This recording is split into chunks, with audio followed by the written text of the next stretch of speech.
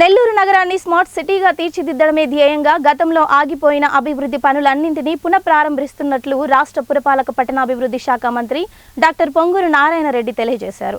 Nellore city నియోజకవర్గ పరిధిలోని Venkateswarapuram ఇస్లాంపేటలో under ground drainage పునఃప్రారంభ పనులను మంత్రి ప్రారంభించారు. డివిజన్కు విచ్చేసిన మంత్రికి టీడీపీ శ్రేణులు ఘనంగా స్వాగతం పలికారు. తొలుత ప్రత్యేక పూజలు నిర్వహించారు. అనంతరం భూగర్భ డ్రైనేజీ బ్లూ ప్రింట్ ప్లానింగ్ ను సంబంధిత ఇంజనీరింగ్ అధికారులతో కలిసి మంత్రి పరిశీలించి పలు వివరాలు అడిగి తెలుసుకున్నారు. తదనంతరం రోడ్ కటింగ్ మిషన్ తో మంత్రి స్వయంగా పనులు ప్రారంభించారు. దీంతో అక్కడ ఉన్న వారంతా హర్షం వ్యక్తం చేశారు. ఏళ్ల తరబడి ఆగిపోయిన అండర్ గ్రౌండ్ డ్రైనేజీ పనులకు మంత్రి నారాయణ చొరవతో పునరుజ్జీవనం వచ్చిందంటూ సంతోషించారు.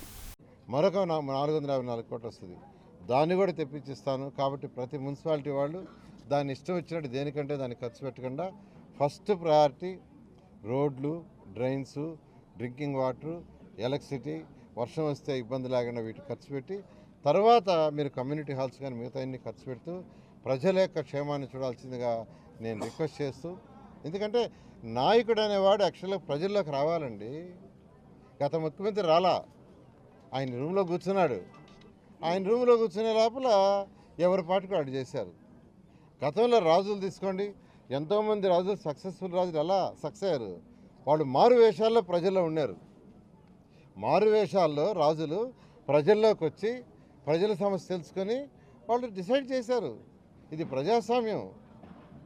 అసలు ముఖ్యమంత్రి ప్రజల్లో రాకపోతే ఫైనాన్షియల్ డిపార్ట్మెంట్ వాళ్ళు వచ్చిన డబ్బులు బాగొట్టారు. ఈరోజు నా డిపార్ట్మెంట్లో కేంద్ర ప్రభుత్వం ఇచ్చింది 27,000 కోట్ల రూపాయల ప్రాజెక్ట్స్ ఉన్నాయి. 27,000 కోట్ల రూపాయలు. దానికి రాష్ట్ర ప్రభుత్వం 10,000 కోట్లు మ్యాచింగ్ ఇస్తే అది రిలీజ్ చేస్తారు. వాళ్ళు 10,000 కోట్లు ఇస్తారు. గత ప్రభుత్వం ఇవ్వాల, ఆ ప్రాజెక్టులు పోయినాయి. ఏషియన్ ఇన్ఫ్రాస్ట్రక్చర్ ఇన్వెస్ట్మెంట్ బ్యాంక్లో 5,350 కోట్లతో నేను మంత్రిగా ఉన్నప్పుడు శాంక్షన్ చేశా. 5,350 కోట్లు. దానికి మ్యాచింగ్ ఇవ్వక మన జూన్కి టైం అయిపోయింది. మళ్ళీ ముఖ్యమంత్రి గారిని అడిగి, సార్ ఆ ప్రాజెక్ట్ తీసుకొస్తాం, అది వస్తే రోడ్లు, డ్రైన్స్, డ్రింకింగ్ వాటర్ చేసుకుంటారంటే ముఖ్యమంత్రి గారు వెంటనే స్పందించి కేంద్రానికి లేఖ రాసి మాకు దాన్ని రివైజ్ చేయమంటే వాళ్ళు మళ్ళీ 4 సంవత్సరాలు టైం ఇచ్చారు. అంటే గత ప్రభుత్వం కేంద్ర ప్రభుత్వం ఇచ్చే కూడా తెచ్చుకోవాలా.